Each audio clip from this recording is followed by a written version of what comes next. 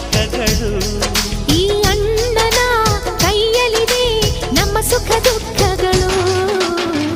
ಅಣ್ಣ ನಮ್ಮ ಅಣ್ಣ ಇವನು ನಮ್ಮ ದೇವರು, ಕೋಟಿ ಜನ್ಮ ಬಂದರು ಮರೆಯನು ನಮ್ಮನು. ತಿಂಗಳ ಬೆಳಕಿನ ಅಂಗಳದಲ್ಲಿ ಅರಳಿದೆ ಪ್ರೀತಿಯ ಸಂಚಾರ. ದೇವರೇ ಬಂದರು ನಾಚಲೇಬೇಕು, ಸ್ವರ್ಗವೇ ನಮ್ಮಿ ಸಂಸಾರ.